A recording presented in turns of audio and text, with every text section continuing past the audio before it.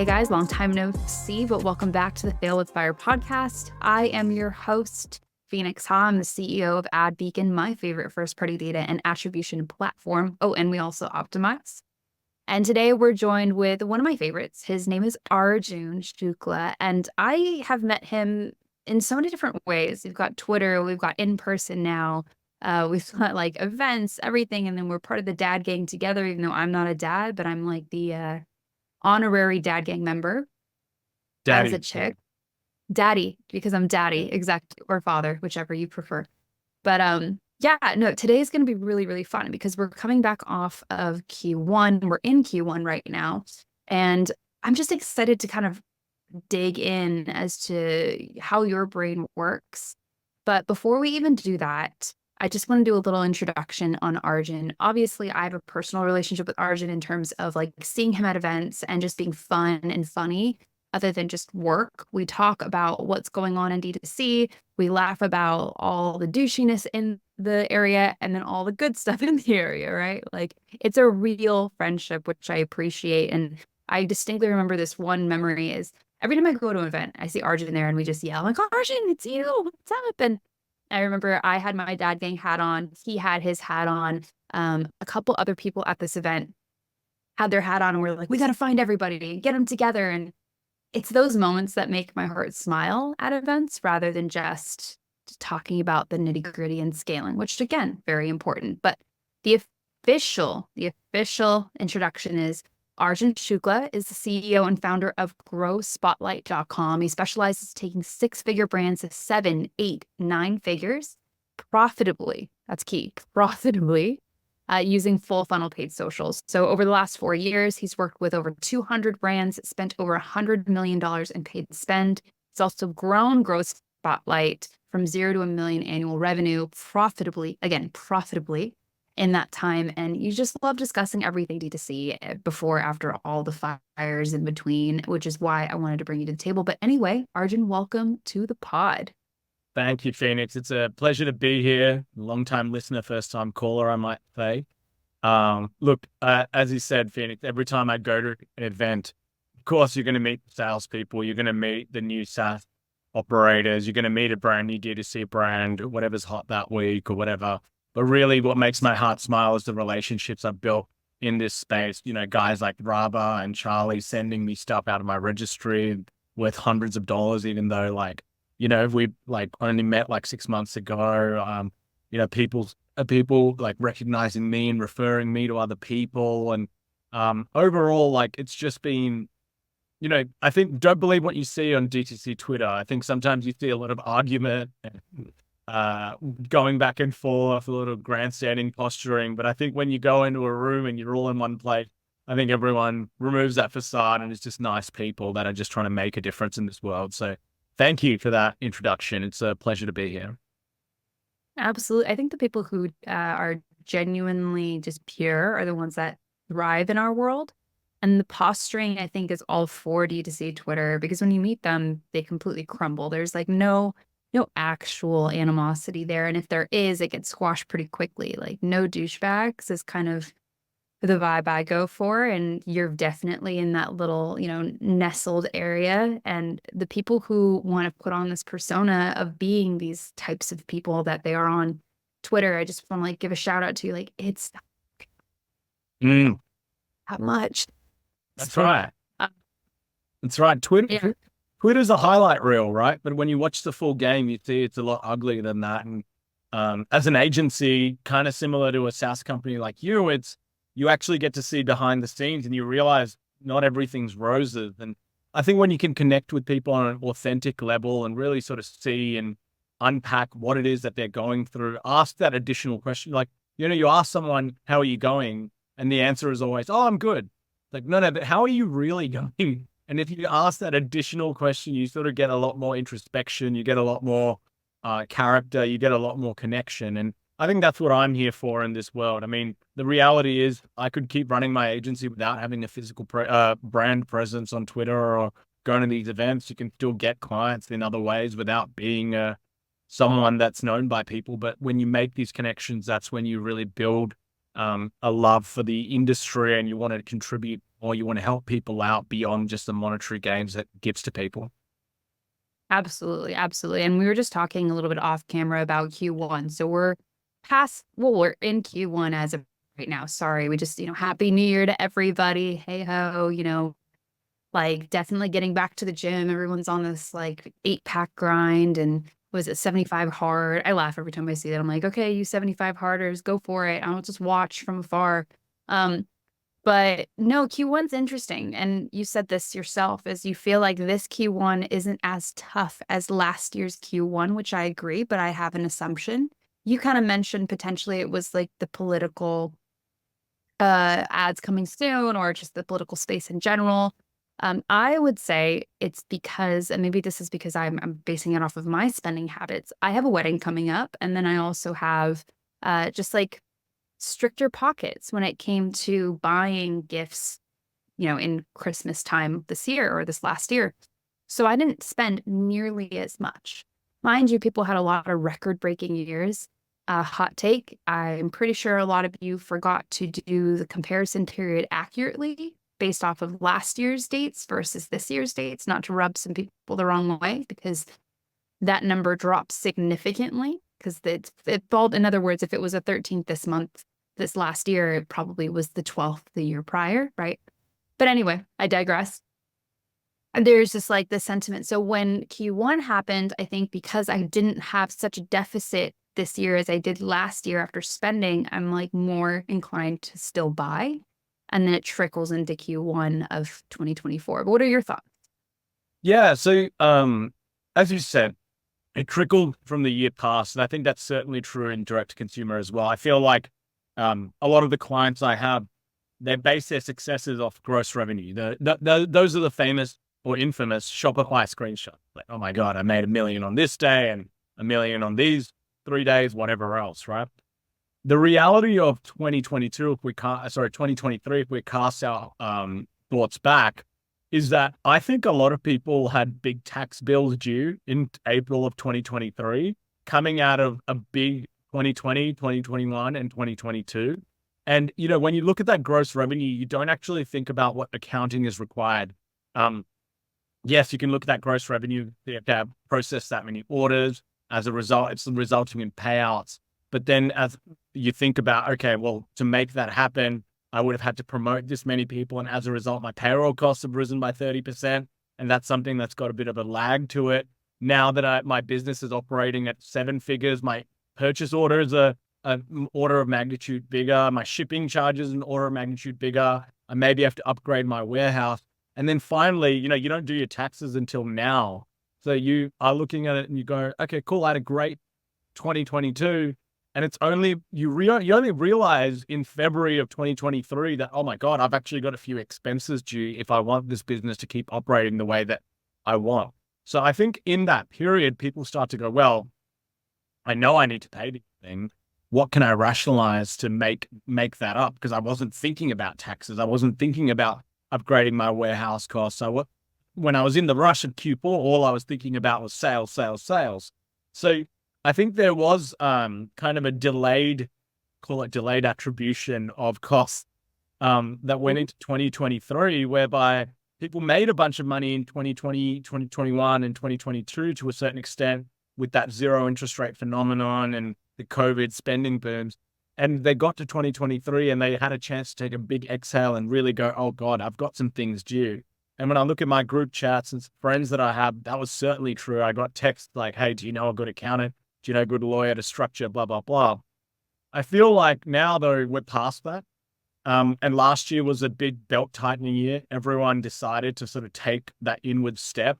I know a couple of founders that everyone would know that all decided to go in-house with their media, for example, in-house with their creative, decided to rationalize SaaS pricing because SaaS prices started to rise in many different ways. So now they're thinking, okay, now I actually have wiggle room. And what they're looking at this year is stock market dripping. What they're looking at this year is there's an election year. So that means there's just a lot more money in the system. There's a lot more political spending going on. So that way, like the Facebook ads overall, like Facebook is doing better. And if Meta does better, everyone who's on the platform does better. You're seeing the impact of Chinese platforms like Shine and Temu really like land. So I think the way that I'm thinking about Q1 this year is that people are starting to open up their appetites a little bit more. They're starting to think a little, and hence their wallets. They're starting to think a little bit more about, okay, last year was the year where I was bootstrapping it. I went back to being a bit of a solo founder. This year, how can I add a few more widgets to my business that can improve the productivity of it so I'm not killing myself for it? Maybe last year I was running all my own ads because it was the right decision to cut 20 to 30% of my costs. Maybe last year I decided to take fulfillment back in-house because I could save maybe 30 to 40 cents an order on shipping or whatever else. Now they're thinking, okay, but if I want to grow to that next level, what risks do I need to take? And I think what I'm also seeing is on the debt markets as well.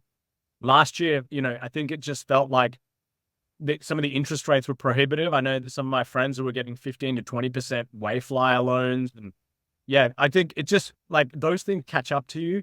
I think this year, I think there's just a lot more thinking about, okay, maybe I need to issue a note. Maybe I need to go to the bank actually and get a formal like loan, that sort of thing.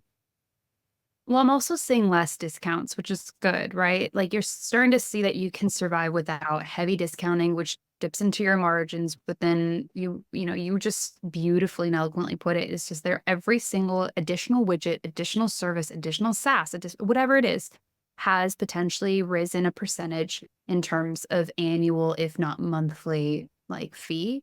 And then on top of that, you've got taxes on those, and then you've got taxes on this and that, and you're like, my payout at the end is in the deficit. What am I going to do? This is something that happened last year, right? And then this year, just a little bit more cognizant. But then I'm seeing both sides of the coin, right? Because I think on our side, we think so much about the product and or service side of like ourselves, of how we need to be more profitable. And we don't think about the buying behavior of the customers either. Like we're just like, how do we get as much out of them as possible within that one, and I'm guilty of this too, but like, how do we get as much as possible from that one person that comes to your store? But is that the best thing for them in terms of LTV? Because we keep preaching LTV. We don't know how to nurture that LTV in a healthy way while also being profitable on our end. So it's a cat and mouse run and race. But before we even get super into that, that's not what this podcast is about. No. Maybe it is. It could be, right? How we're all going to die one day and drown in our thoughts. But more so about failures, not to get super, super brutal.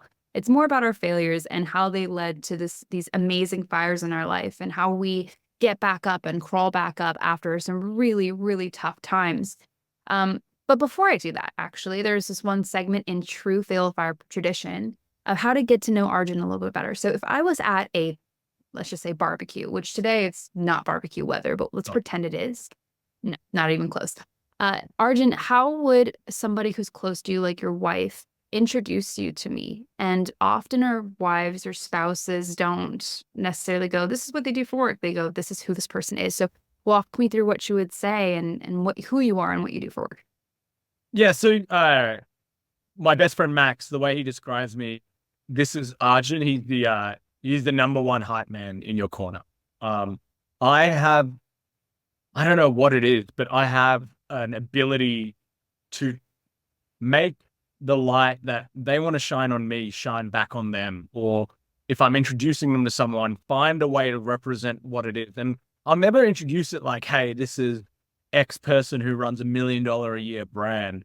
I'll introduce them more like, this is a person that is, for example, I'll give an example. Actually, Caleb, who runs Haven Athletic, he recently moved to Venice. He's like, we've recently introduced him to a bunch of our friends groups here. He's become an incredible like member of the community now. He's living with a couple of my friends. It's incredible. Like the way I like to introduce him to my friends is just like, this is Caleb. He's from Nebraska. He's into wellness. He's into fitness. He's into all these different things. And he runs this incredible brand where he's got these incredible partnerships with CrossFit. And he's making these partnerships with Milwaukee Bucks now and all these sorts of things. And I don't even want to talk about myself because it's just like, I don't know, maybe it's my Asian sort of the way that I brought up as an Asian. It's just like, I just think that's like impure. Like, I just want to like point the light to him and be like, look, I think I've made a great connection with Caleb, and whoever I'm introducing him to, I think you will too. So the way that I'm sort of built is that I like to hype people up and like put them on a pedestal so that the best light of them can show. And then at the end of the day, if I do that enough, people will be saying enough nice things about me. I don't need them to know anything about me. They'll just be like, oh, how'd you meet each other? It's like, oh, I met him through Arjun and this and that. It's like, oh, cool. Arjun's a cool guy as well. So, for me, the ultimate introduction that I get from people is this is your hype guy. This is the hype guy you want in your corner. This is like the Flavor Flav that'll talk about your business, talk about what you're excited about. Hey, like, I'll be like, oh, Caleb and I were just talking about mushrooms, for example. Oh, what do you know about it? Tell me more about like tell me more about what experiences you've had, what breakthroughs you've had, that sort of thing. So like for me, that's just like a sample. Like I do that for anyone. I do that and I like to think of myself as someone who gets a pretty good read on people from their body language. I think my initial read on you was really strong just because we had great eye contact. We had a great way of like interacting in the first minute. We asked some good questions. There wasn't like, we weren't interested in each other's business, but we were interested in each other as people first. And then eventually you start to understand, oh, cool, she does cool stuff on the business side as well. So I think for me, like at a barbecue, regardless of where I'm at, whether at a high performance barbecue or just some mates that are just like from back home kicking it with the boys, I want to be that hype guy that's sort of consistently saying the nice things about you, trying to identify what you're proud of and trying to show other people why you're proud of that, if that makes sense. No, it totally makes sense. It's beautiful because you said something really, it said GrowSpotlight, right, is your agency. And it's so funny because you spotlight other people. And I can attest to this, you are a hype man. And that's the best way, in my opinion, to go about life is like you lift others up without this assumption that other people are going to do the same for you. But if you align with those people and those people feel the same way, they're going to like lift you up and put a light on you. And then that's what matters, right? Because my favorite thing in the world, and I think you can relate to this, is when people go, actually, it was really funny. Jordan Menard, who's a good friend of mine, he was like, Phoenix, I don't even know what you do. Like, what do you even do? And this is like so funny because he knows what I do for work, but then we all have different facets of ourselves. We all have these like weird nuances. But if I like who Arjun is, and then I'm just going to be like, Arjun's awesome and you want to do business with him, regardless of what that business is, because you could be doing something completely different in a few years and not have an agency. And I'd still want people to align with Arjun, not just Spotlight, GrowSpotlight, which again, great stuff there. But no, thank you for that. And now I'll go into your failures because you didn't just get to where you are by blinking on a dream and hoping on a dream that it's going to get there. There probably were a lot of really tough things you had to go through in order to be in a place that you are, in a place where you want to be. Because I'm sure, knowing you, you're just one step in the direction that you want to become towards, 5, 6, 10 years. So walk me through a significant failure in your life, if it's one financial or personal failure, and how you kind of got through that and how it sparked a fire in you. Yeah. So I'll backtrack a little. The growth of my agency has really been a humbling experience, as well as it's like a rocket ship that's been very humbling in the sense that when we first started it, much like a lot of fast growing agencies, we grew too fast. And that was my failure. Like we had an amazing amount of demand during COVID, a lot of businesses going from offline to online. We had a great reputation in the market. We had some great connections in the market, and we were just able to have the opportunity to onboard 5 to 6 clients a month. And, from the first year, the business did 200,000. The next year, the business did 800,000. The year after, it did 1.5 million. And, last year, we actually crashed back down to earth and did about 800,000 again. Now, most people aren't so transparent with their numbers. I am, because I have nothing to really hide. Why we crashed back down to earth a little bit is purely because we saw a lack of demand. Coming out of 2022 specifically, we saw a lot of our clients where we actually hit their growth metrics. We actually nailed their statistics in terms of what they wanted us to hit, what the board wanted to see. Not in every case, but I'd say 80 to 90% of the cases we did. But these clients, of which they represented, $50,000 to $60,000 a month of business for us, they turned around and said, Arjun, thank you. Thank you so much. We couldn't have done this without you. You did all the right work. I'll write you an amazing review. I'll refer you to 5 friends. And they did. The reality is they ran out of money. Like we were saying earlier in our conversation, they had to tighten their belts. They had new warehouse costs to pay. Their SaaS providers hiked up their prices before I did. Their they had tax bills due. They had imputations of like credits that they'd done in the last few years that they hadn't calculated correctly. So a lot of things landed, and it landed for a lot of businesses around the same time. And the access to capital just wasn't there. So, what happened with that is we had to lay off a lot of staff. We had to lay off about 10 to 15 staff, our entire sales team. We had offshore lead generation team. It was about 10 staff and then 5 like contractor staff that I'm very much considered like family, working in different countries. It may not have been a huge wage when it comes to US dollars, but it was a huge wage when it comes to Filipino currency. So we had to make these big decisions on people that we really considered as part of our company's family. And it really hurt me because these are people that I had built personal relationships with. These are people that I had helped elevate beyond what they were doing before. Some of these people, not to say that they aren't still doing great things. I think a lot of them found great spots to land in next. But it was just like a huge failure, and it was full of fire for me because it felt like I had failed the entire company, and really led to a huge amount of depression for me for a few months, where I was like, I don't know if I have the stones to keep going in this company. How can I sell another client on my service when I know full well that this client didn't achieve their goal? Now, like, their goals to me was to keep going, go from being $5 million a year to $10 million a year, $20 million a year.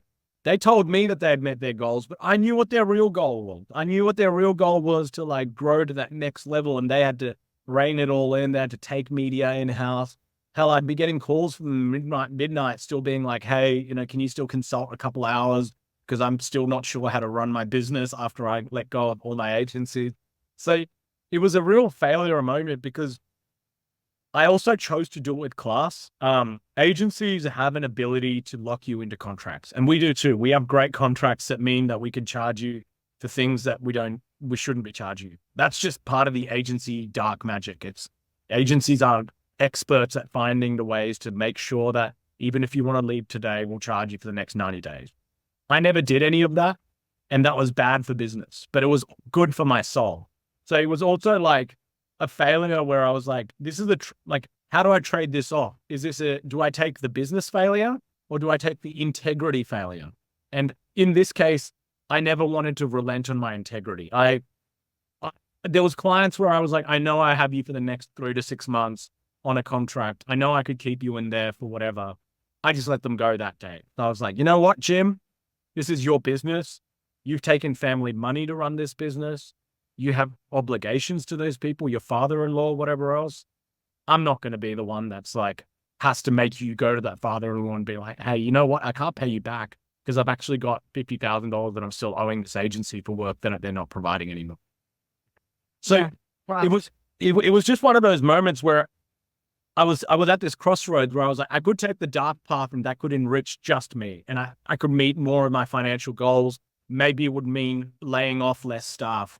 But I honestly just took the path that was founder-centric, that was operator-centric, that was brand-centric, customer first. And the way I opted for it is, as you said, we're trying to build the next 5 to 50 years of our life. It's not about the decisions that impact your life today. I think 10 days out of 10, I made the right decision. And I would never try and be in a position where I'll be like, oh, I should have just done the dirty. But I feel like that was a big failure moment for me because, truth be told, it's one that didn't really need to occur, but was the right need to occur. I hope that makes sense. It's just the needs of the business came second when it came to the needs of the customers that were being served in the business. Well, that's going to be the longevity, Arjun, that you have. And look, something you said that was really awesome was bad for business, good for my soul. And there's this thing that I've realized and rubbed elbows with people that are considered very successful, where they have this ability to just shut off their soul. And this characteristic has been very much glorified in our industry. In any industry, you glorify the people that are cutthroat because it takes strength to be cutthroat. Well, does it? Actually, I think it's the easy way out. It's really easy to just turn off your emotions and say, screw you, it's for my dollar and my dime. It's funny because a lot of that same mentality goes into things that are as severe, and people are going to be like, whoa, Phoenix, you're crazy. But it's like, so things like, I would say, like, they call it gold digging, right? When girls go after guys just for their pocket and then turn it off, and they're like, who cares? Because they were going to screw me over anyways. I might as well screw them over.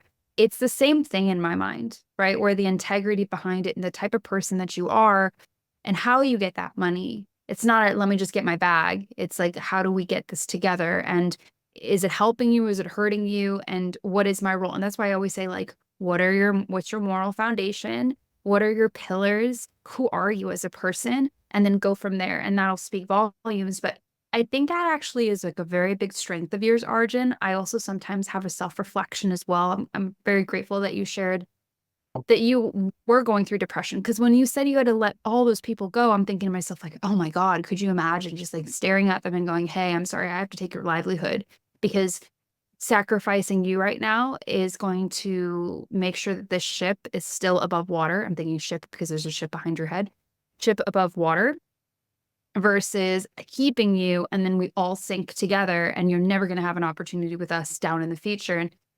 But my point of everything that I'm saying for you is sometimes our strength is moral and sometimes our weakness is moral. But I very much applaud you for still standing true to that, because that's what will make you, in my mind, successful, because you just had a child, right? And you have to set an example for that child. Correct. Congratulations.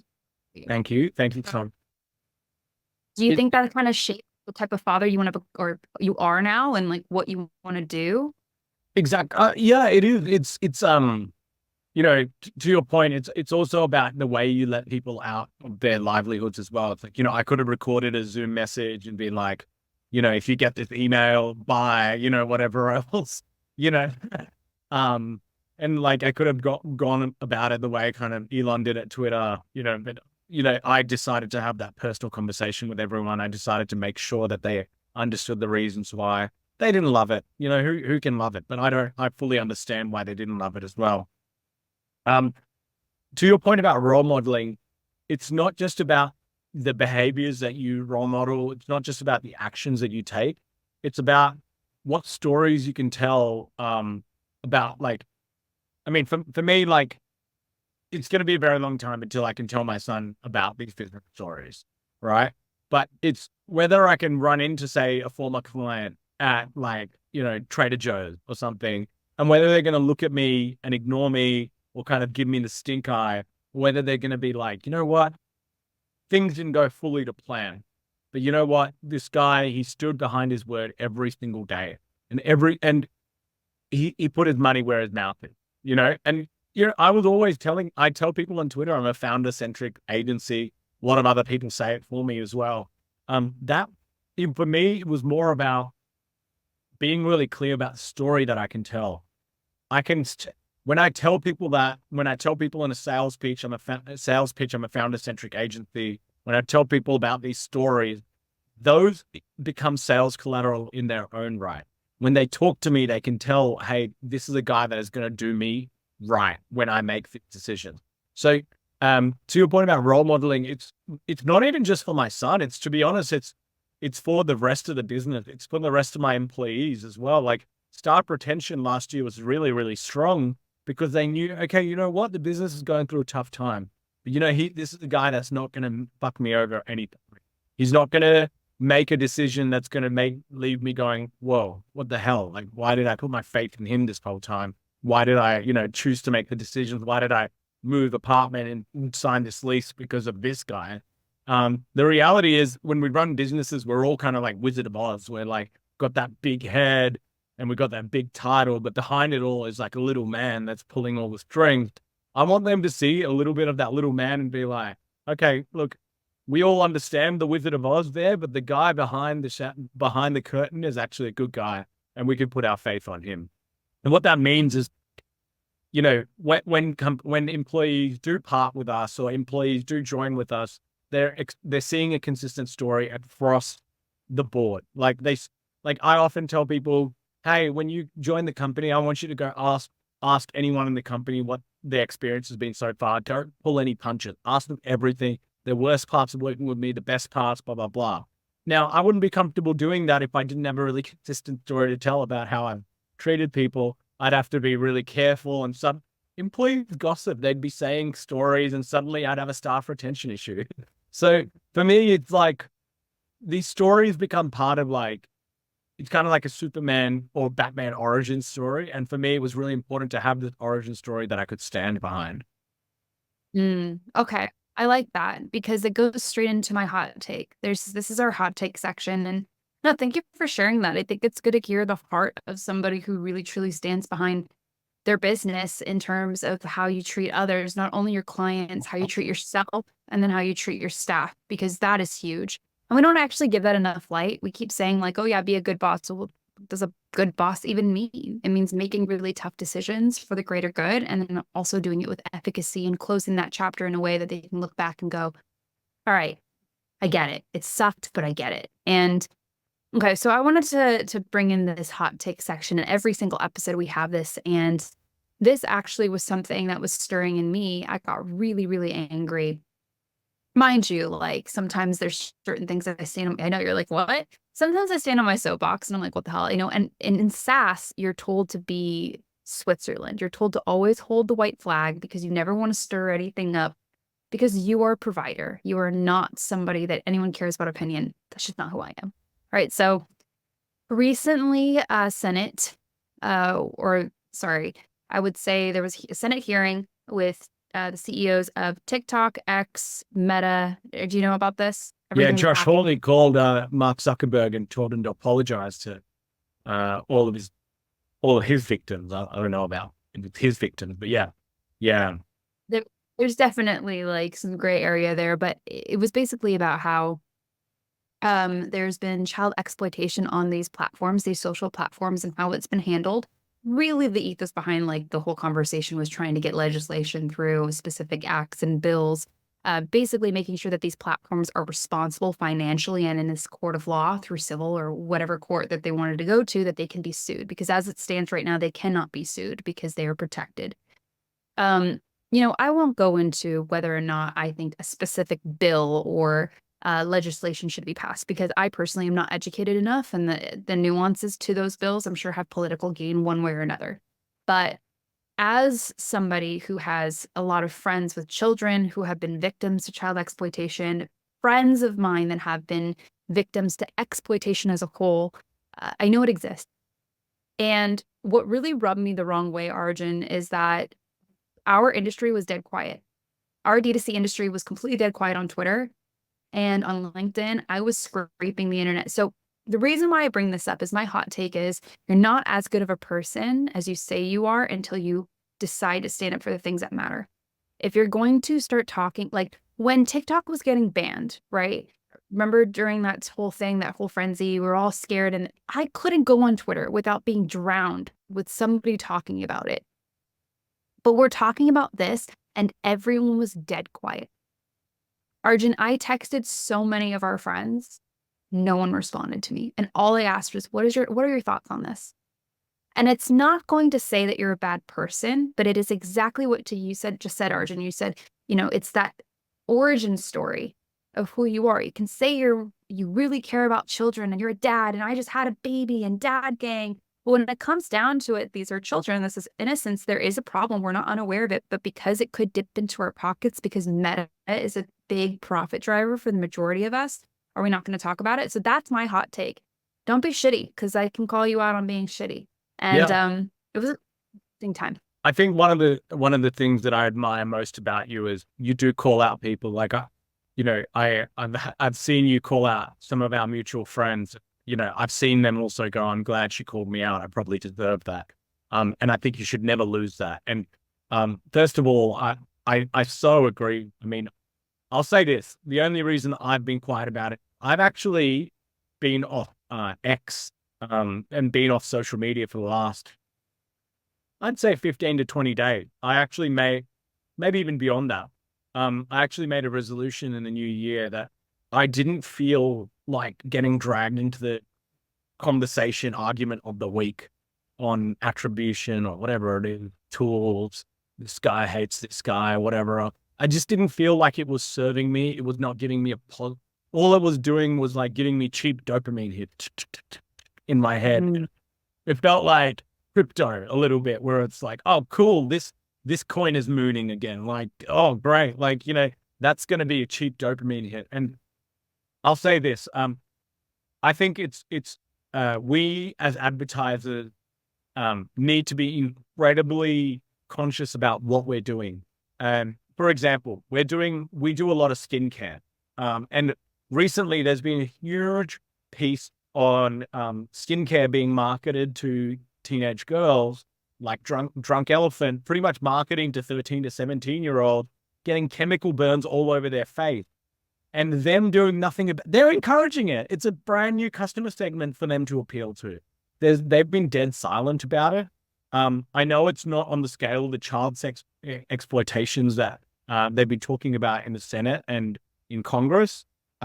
However, I do think it's child exploitation to get these innocent girls starting to think about their looks at such a young age, and starting to think, hey, I can't be beautiful unless I apply these creams and ointments and everything else that cost hundreds of dollars. And then creating this kind of, I guess, like mean girls, where it's like, you're not part of the club unless you're putting Drunk Elephant on, and like mothers being like, my daughter's depressed because she's not getting Drunk Elephant and all her other friends are. It's kind of like when you got a PlayStation when you were younger and all the other kids didn't. So I think it's been I think the reality of direct to consumer is we're full of people that are very dollars and cents focused, and they don't quite realize what is the why behind my product. For example, our industry probably creates some of the biggest waste in all of the world. Shipping entire containers from China full of plastic, getting it to people's homes. I know it's really convenient, but have we ever thought about the human cost and costs involved? Have we ever thought about, I could take my manufacturing from America and put it in Vietnam, but who's making it in Vietnam? Like, do I know my source? I read something about 4 years ago, back when I was still in my engineering and kind of consulting days, which showed that like Starbucks still to this day can't verify that their coffee isn't made slavery free. In 2024, they still can't verify that their coffee is made slavery free. There is still human slavery involved in the coffee, and like we are having pumpkin spice lattes and everything else. So I applaud you for taking this position. I would back you on taking this position. For me, the real question for us D2C advertisers, we have a choice of where we put our ad spend. As agencies, we are bound a little bit by Meta and Google and TikTok or whatever else. But we can demand more. We can ally and say, who is this ad being shown to? Is this being shown, like, for example, are we showing like ads on like biohacking to people who are already depressed and suicidal and everything else, and giving them like a placebo effect? But we're not actually addressing the actual root cause, which is get off your phone, mate. That's probably not helping you. Who are we showing our skincare ads to? Are we showing it to our target demo? Or are we just showing it to people that have been struggling with pimples and such for like 50 years? And this is just the latest solution that might help. So like, dude, I have the craziest story. I'm so sorry. Like, please finish, but just know I have the craziest story that aligns with what you were saying. So go ahead.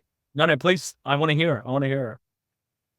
Okay. So this is exactly, I'm so grateful for this friendship because we can talk about this. And like, this isn't some like dumb ass conversation where like, yeah, you say that, but you're not going to do that because you won't have income. No, we'll fucking have income. We'll figure it out regardless. Like, that isn't what it's about, because if you can't buy media for other products that are not targeting the unhealthy side of what we do, then you're not doing your job right. You're just desperate. But that's another conversation for another time.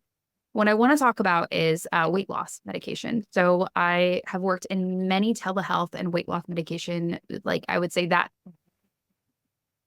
realm, and then also supplements. Supplements wreck house. How many people have we gone to like a conference and was like, oh, I sell supplements. And I'm like, oh, and that's great. But the problem is that Ozempic and Wegovy and all these other like weight loss shots are going like crazy right now. So prior to Wegovy and Ozempic, I actually was media buying for a weight loss company. They do like erectile dysfunction, they do everything.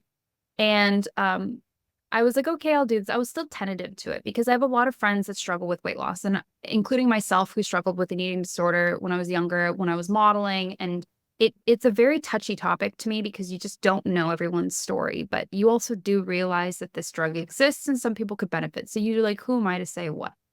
And as I started digging and digging, because the people like you and I were problem solvers. So when something doesn't right, we just dig involuntarily. And I was doing this, I was doing ad buying for them, and they started sending me, I was like, hey, I need some, not before and afters, but I need testimonials. Like, I need to know who has benefited from this, blah, blah, blah. I also need you to send me the medication as it would be in the packaging. And they really pushed back on me. They didn't want to do that. Then they sent me testimonials. And as I dug, I found out all the testimonials were from their C-suite. And one of them was Facetuned. So long story short, like everything was fake. And I started doing a lot of immense digging into what was going on. And there's something called legit script. So you have to have legit script certification in order for you to advertise on Meta, and I think on Google as well. And it's pretty strict. You pay for it, but whatever. And theirs was temporarily, like, it was something on, what's it called? Long story short, it wasn't in good standing. So I'm like, okay, this is weird. And I started to dig and dig and dig. And I found out that they had just come into new management. They were just bought, and someone changed the formula. And you start to see people having heart palpitations, all this stuff that's going on. And I had to sit there. And at the time I was working at an agency. So it wasn't like I was the head honcho yet. And I sat there with the CEO, and I was like, I can't do this. I won't do this. I'm going to send out an email with all the questions that I have. And if they can't respond, you have to make a decision. And this was a like $25,000 a month client for this agency. And we dropped them. Thank God, not every agency would do that. Right? So you put your money where your mouth is, and it's like, how are you targeting people? What are you doing? The efficacy behind it. You also could be liable, right? Yeah. To a certain degree. You don't have the right lawyers, but like it trickles on. I digress, but I would love to hear also your hot take, unless you want to keep going into this. Well, I'll share one story that you reminded me of where we have had to do something similar. As we were working with a brand, again, I don't name any names ever because who am I to throw stones?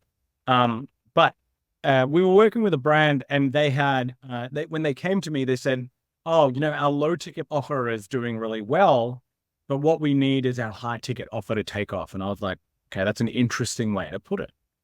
And then I was like, okay, what is your low ticket offer? Like, well, it's a free trial. What is that? What do you mean? It's free. Like, how's that a low ticket offer? And then when I realized, they didn't tell me this until we were actually on the account, the free trial actually came with a tick box that was automatically ticked that you couldn't see. Honestly, you couldn't see. Like, the only way you could see it is by clicking 3 links and going to the About Us page and scrolling to the very bottom where it was in gray fine print, which opted you in to a $40 a month membership, which didn't make any fucking sense for this business because they were selling like homeware. When was the last time you bought a membership for a homeware? Anyway, your free trial of the product came with a $40 a month membership, and it was impossible to cancel this membership. Impossible. The customer service line wasn't manned. There was no phone number. So it was actually impossible. The only way would be is if you canceled your credit card. So I went in, and they've been crushing it on this offer. Surprise, surprise. And I said, look, I can't question why you made these decisions to date. We won't be marketing this. We'll only be doing the marketing. I tried to find a middle ground. I was like, look, what I'll be doing to you is I'll just be marketing to the high ticket offer. that the price is clear. There's no checkbox. What the price is what you pay. Whatever you're doing here is like, I'm just going to kind of turn a blind eye to it. And when we put those ads up, he decided to clone those ads and put it on the low ticket offer anyway. And that was a $10,000 a month client. So we went to him on day 20 and we were like, this ain't going to fly. So we just canceled the contract there and then. We ripped it up and we said, do you understand what you're doing here? Like, and he was like, no, this is just a low ticket offer. And once they're in the funnel, we're going to do this. Like, they found creative ways to justify it to themselves. And I just was like, I am dealing with some sort of sociopath. Like, how do you not know it's not right to charge people the things that they haven't bought? Like, that's just 101. That's integrity right there. So I don't know, I've had to have these tough decisions made. It's always hard when you make that decision because you're like, well, it goes my monthly profit or whatever else. But I can sit here to have a full night of sleep, not miss a wink, going, I made the right call. That's really. I love that. I love that so much because what you basically just said, it's the right way to go about business long term. Like, this should just be an LTV podcast today. I appreciate everything that you've discussed. I will give a little tip to those who are getting married, because this is the marriage episode. This is my last podcast before being Mrs. Frone. And why not? And it's completely aligned with what we just talked about. So my experience is this. Have you ever heard of HoneyBook?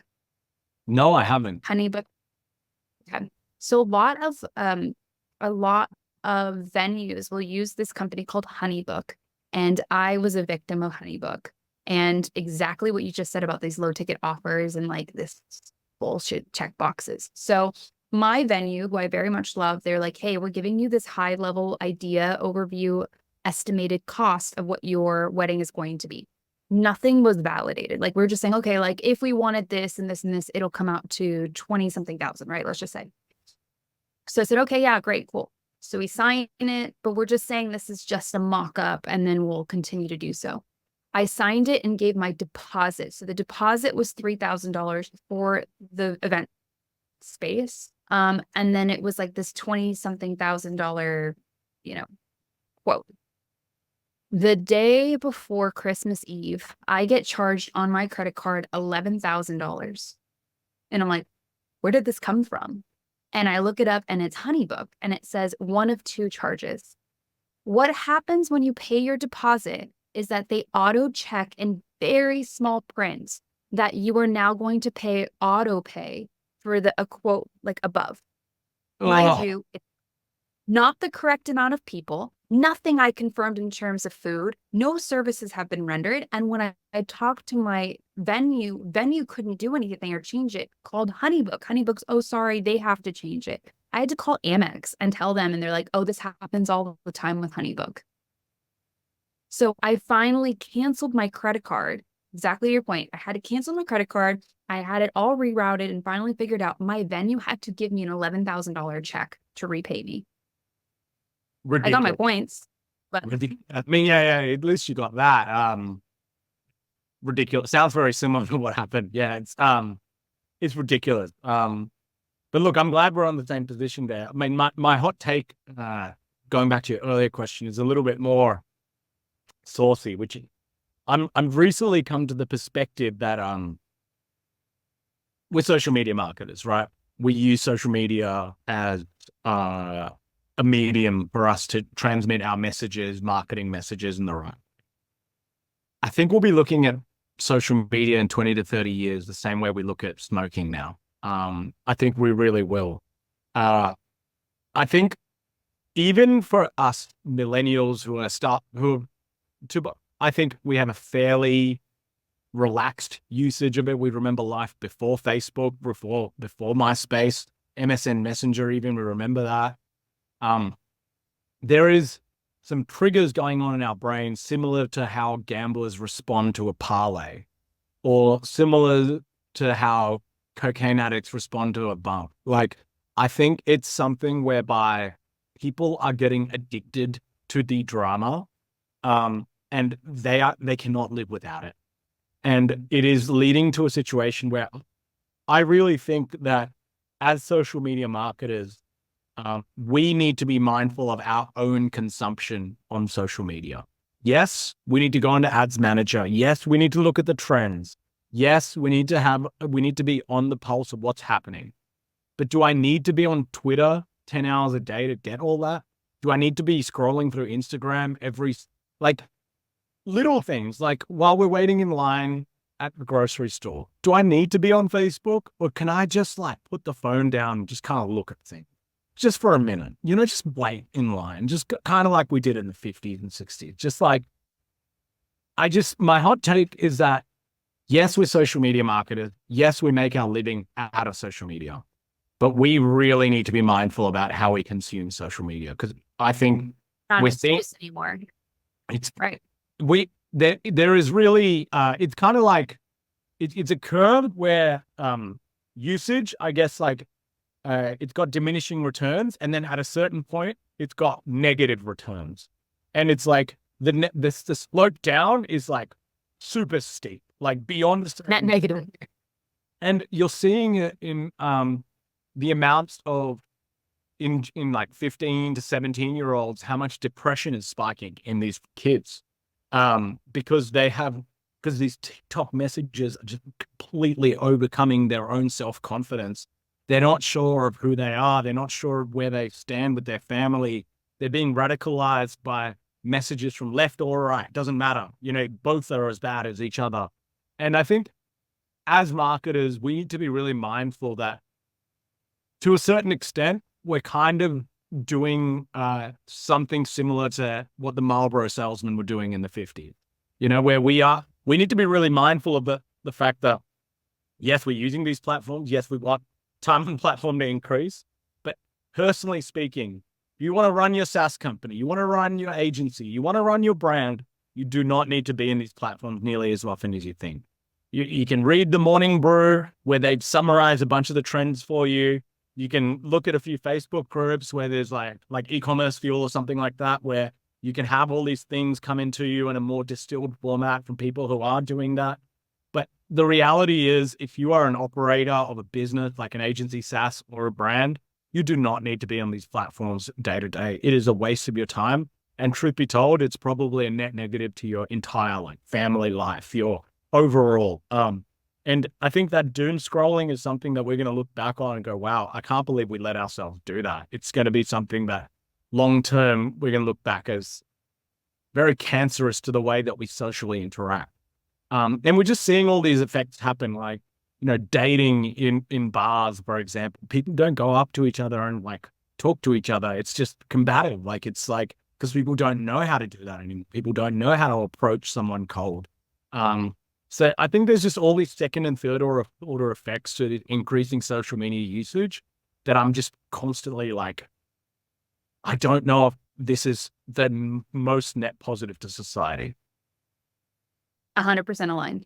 I don't even think we need it. It's funny. I think we're already there though, Arjun. I think that a lot of us that are in the space now are taking a step back. I don't think it's as hot as it used to be. You sit there and, especially myself, I'm like, dude, I'm on TikTok way too much. And I have to actively take myself off. But so here's the positive and so let's start with the negative and then we'll end with the positive. The negative is, you're absolutely right.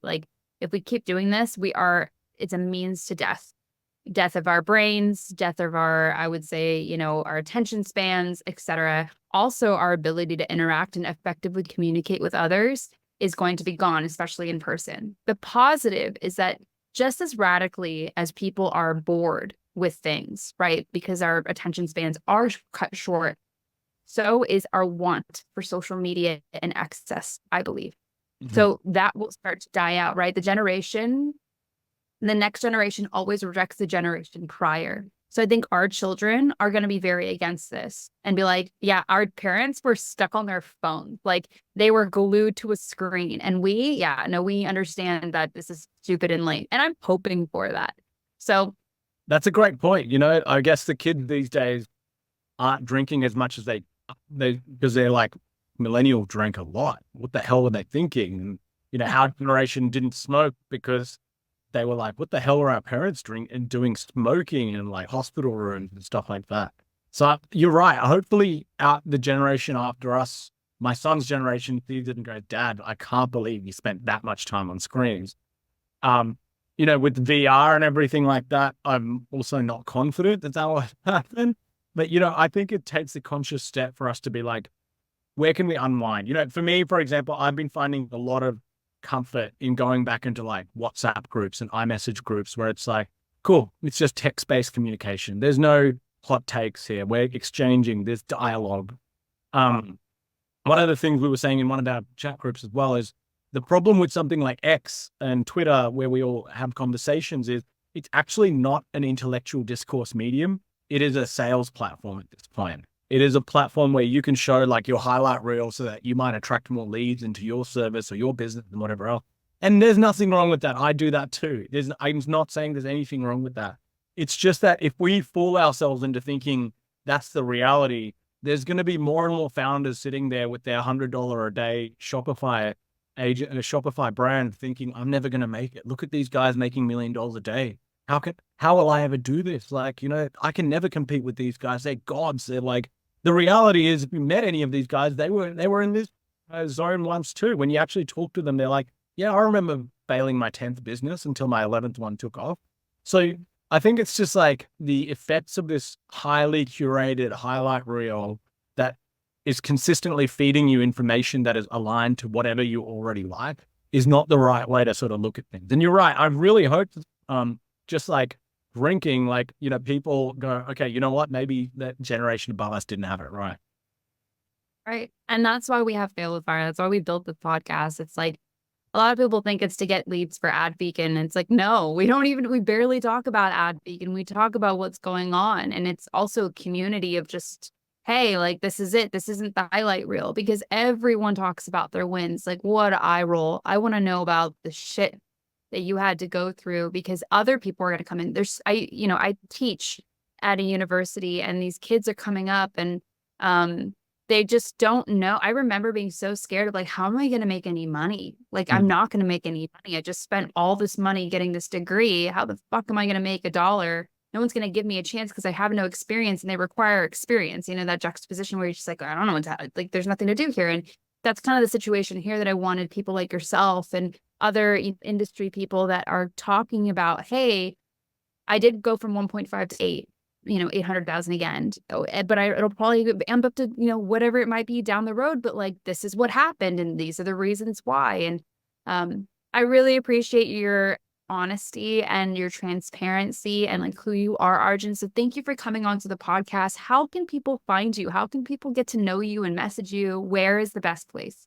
Look, I'm still on X. You can find me at Grow with Arjun. That's my handle. And I am still on the platform, once or twice a day, maybe just checking my messages, if you send me a message, it's like, I can guarantee you 2 to 5 agency clients, blah, blah, blah. I'm definitely not going to respond. But if you send me a message saying, hey, who are you? Let's hop on a call and just get to know each other, I'm definitely going to respond to that. So you can probably find me there. That's probably the best place. The reality is, I like to have conversation. So just like this one, if you're keen to chat, connect with me there. If you're keen to chat, connect with Arjun there. Well, thank you so much for being on the podcast. It's always an honor, and we'll chat soon. Yeah. And for those of you on the treadmill, or those avoiding the treadmill, have a great day.